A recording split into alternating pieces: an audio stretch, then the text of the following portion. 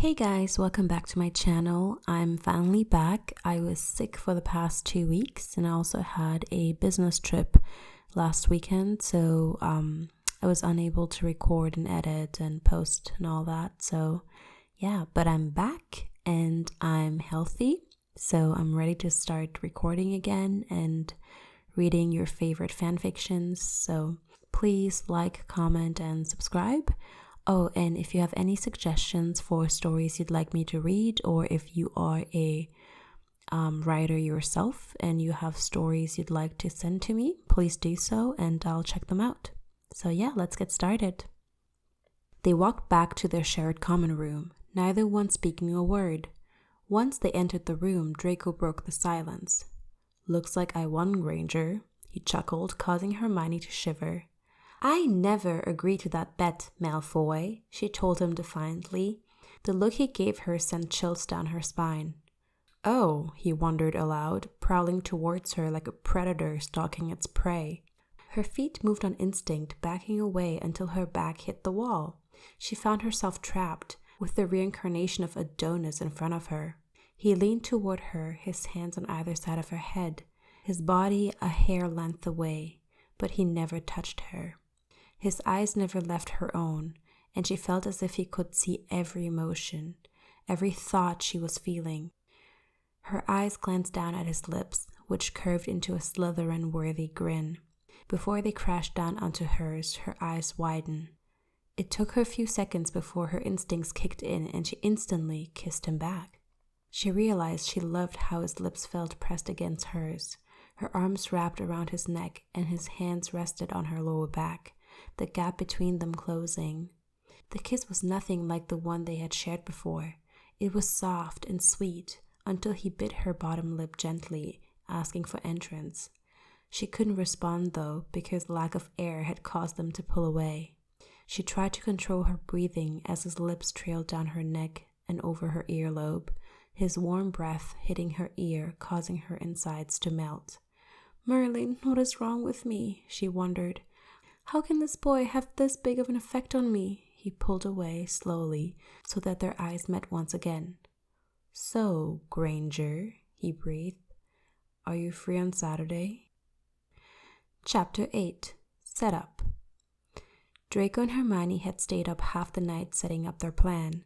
Since they were both prefects, Filch didn't question their motives when he saw them roaming the halls past curfew. The slimy old man figured they were doing night watch, which made his job easier. The two entered the hall where the incident happened. Going straight to work, Draco poured the familiar pink liquid on the ground in a circle, while Hermione casted an enchantment that would only allow Pansy and one other person to enter. It was a very tricky spell, but their outcome would definitely make their plan go smoother. The enchantment created an illusion that the caster created, drawing the intended target towards it. The enchantment also made the other students want to avoid that certain spot. Once both intended victims passed over the pink line, the Weasley product would activate and Hermione's illusion would fall.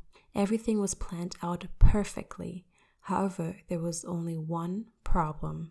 They had no idea who would be joining Pansy in the little circle of doom. The two had tossed a few names around with no luck. "Well, Granger, who should it be? We need to set it up so that they can enter the circle," Draco said. Hermione glanced up at him, admiring the way the moonlight shined on him. It made his pale skin and platinum blonde hair glow. "Snap out of it," she scolded herself. "Well, Malfoy, who is the last person Pansy will want to kiss?" she wondered. "The Weasel." "No." "Potter." "No." "Longbottom." "Absolutely not, Draco. This is not the time for you to get revenge on my friends," the boy sighed.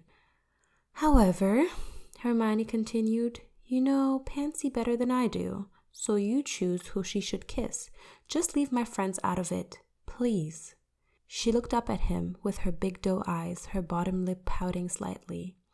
Draco growled at himself, reluctantly agreeing. "Oi, off to bed," the caretaker yelled, Miss Norris purring beside him. The old man had come out of nowhere, startling Hermione. She squeaked, jumping towards Draco. Then, just as quickly as he appeared, Filch was gone. "Crazy old man."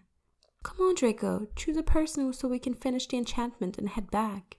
Draco stood staring off into space for a minute. Then the idea popped into his head. Of course, he thought, this would be the perfect time to get back at him. His eyes lit up evilly. Draco's grin had got devilishly darker. He quickly muttered the rest of the illusion enchantment Hermione had started. When he finished, he grasped Hermione's hand, causing the curly-haired girl to blush, leading her back to the common room. Tomorrow would be a very rewarding day. Something was off. Pansy didn't know what it was, but something was definitely off. She felt as if something bad was going to happen today. She had a nagging feeling in the back of her head which told her to stay in bed. Her stomach felt uneasy. I should stay in today, she thought to herself. Perhaps I have a test or something. She easily made up her mind she would ditch and stay in the common room until the nagging feeling went away. Changing into something comfortable, Pansy grabbed the newest edition of Witches Weekly, then sat on the gray leather couch in the common room. Many Slytherins passed her, but she paid them no mind. She was engrossed in the newest fashion trend. That was, until a familiar blonde caught her eye. Draco passed in front of her, strutting around the dungeon with an arrogant smirk on his face. See you in class, he spoke, nodding in her direction. And just like that, Pansy found herself getting ready for potions. All nagging feelings forgotten. Draco had refused to tell Hermione who he chose. He enjoyed teasing her, so he calmly told her she would have to wait and see. That pissed her off.